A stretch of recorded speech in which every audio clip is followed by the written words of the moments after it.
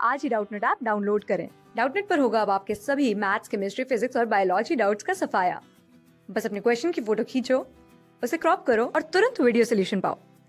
Download now.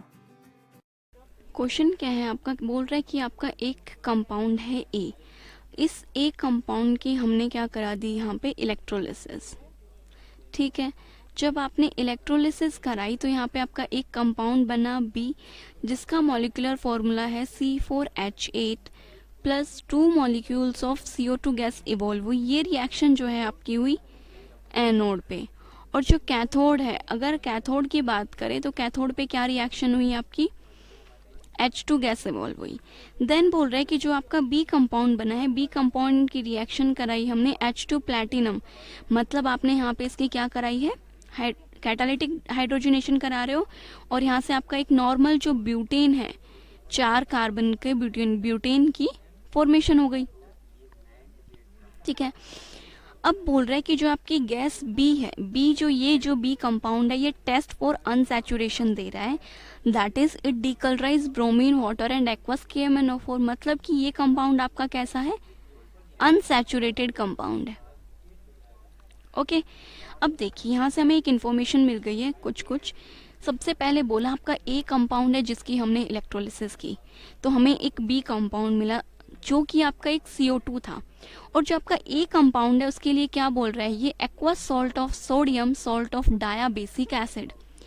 डायाबेसिक acid है। अब acid में से ही तो CO2 गैस आपकी इवॉल्व हो गई, बाकी जो 4 कार्बन थे वो आपके एसिटीज हैं। मतलब जो आपका ए कंपाउंड था वो आपका 6 कार्बन का कंपाउंड है, जिसमें आपके 2 तो COH ग्रुप प्रेजेंट है। अब स्ट्रक्चर क्या पॉसिबल हो सकती है अगर हम बात करें 4 कार्बन और 2 कार्बोक्सिलिक एसिड ग्रुप में? तो आपकी जो एक स्ट्रक्चर है वो तो ये फॉर्म हो सकती है। ये आपके 4 कार्बन हो गए और इस 4 कार्बन पे आपका कार्बोक्सिलिक एसिड जो है ये प्रेजेंट है। ठीक है, एक पॉसिबल स्ट्रक्चर ये है।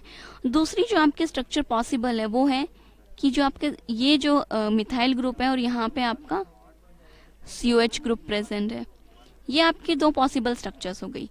देन उसने क्या बोला कि जो आपका ये कंपाउंड है, ए कंपाउंड, ये कैसे रिएक्ट कर रहा है? इनमें से ए की कोई भी स्ट्रक्चर पॉसिबल हो सकती है, 1 और 2। उसने बोला कि इनका एक्वा सॉल्ट, सोडियम सॉल्ट है इनका, तो सबसे पहले आप इनका सोडियम सॉल्ट में कन्वर्ट कर लीजिए।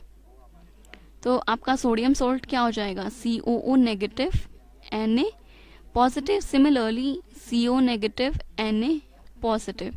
और इस कंपाउंड का सोडियम सॉल्ट क्या बन जाएगा? ये मिथाइल ग्रुप आ गए, ये हो जाएगा COO Na और ये आपका COO Na। इसके बाद आपने जो आपका ए कंपाउंड था उसकी आप इलेक्ट्रोलिसिस करा रहे हो। तो जब आप इस कंपाउंड की इलेक्ट्रोलिसिस कराएंगे तो इलेक्ट्रोलिसिस के बाद यहाँ पे क्या होगा? देखिए मैं बीच में एरो लगा के करती हूँ कि अभी हम क्या करा रहे हैं, इसकी इलेक्ट्रोलिसिस। इलेक्ट्रोलिसिस में यहाँ पे आपकी क्या बन जाएगी? एनायन की फॉर्मेशन हो जाएगी।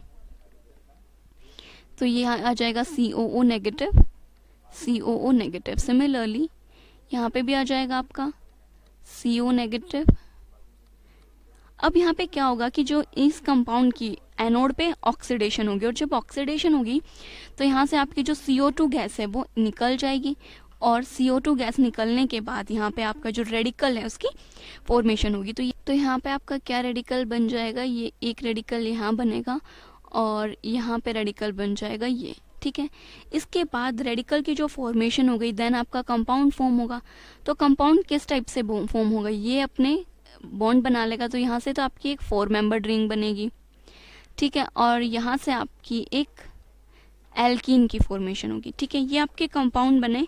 ये भी हमने प्रिडिक्ट कर रहे हैं कि बी कंपाउंड है और ये भी हम बोल रहे हैं कि बी कंपाउंड है। देन लेकिन हमें बी कंपाउंड के बारे में एक इन्फॉर्मेशन गिवन थी कि जो आपका बी कंपाउंड है वो कैसा था? अनसैचुरेटेड कंपाउंड था, क्योंकि वो ब्रोमीन वाटर को डीकलराइज कर रहा था। अब ये जो कंपाउंड है ये तो अनसैचुरेटेड नहीं है, नॉट अनसैचुरेटेड। अनसैचुरेटेड नहीं है, ये ब्रोमीन वाटर के साथ पॉजिटिव टेस्ट नहीं देगा। तो मतलब जो हमने 2 ऑप्शंस प्रिडिक्ट करके चले थे ए के लिए, उसमें से ये तो आपका पॉसिबल नहीं है। तो जो आपका ए कंपाउंड है वो क्या है? ये ए कंपाउंड की स्ट्रक्चर है आपकी। ठीक है, अब देखिए पूरी जो आपकी कंप्लीट रिएक्शन है वो किस टाइप से होगी? आपका ए कंपाउंड हमें पता चला ये आपका ए कंपाउंड था, सोडियम सोल्ट ऑफ दिस, ये आपका ए कंपाउंड था। देन जब आपने इसकी इलेक्ट्रोलिसिस करा दी, तो इलेक्ट्रोलिसिस के बाद यहाँ पे आपकी एक एल्कीन फॉर्म हुई। अब ये एल्कीन आपकी यहाँ पे सिस भी बन सकती है और ये एल्कीन आपकी ट्रांस भी बन सकती है, बिकॉज बीच में आपके रेडिकल फॉर्म होते हैं, तो किसी भी टाइप से बन सकती है। तो ये बनेंगे आपके बी कंपाउंड, जो कि आपकी एक एल्कीन बनी है। अब उसके बाद क्या बोला था, जो अभी आपका बी कंपाउंड बना है, आपने इसकी कैटालिटिक क्या करानी है, हाइड्रोजनेशन करानी है। जब कैटालिटिक हाइड्रोजनेशन कराओगे तो यहाँ से आपका एक सिंपल जो ब्यूटेन है उसकी फॉर्मेशन हो जाएगी। तो जो आपका ए कंपाउंड था वो हमने प्रिडिक्ट कर लिया, और आपका ए कंपाउंड क्या था, ये। ओके।